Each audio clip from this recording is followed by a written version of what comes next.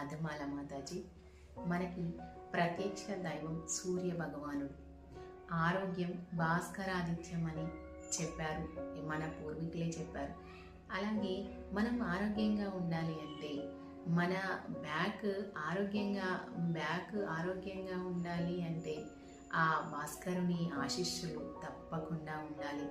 ఉదయం మన కోసమే అన్నట్లుగా మన ముందర తేజోమయ రూపంతో నిలబడి ఉన్నాడు.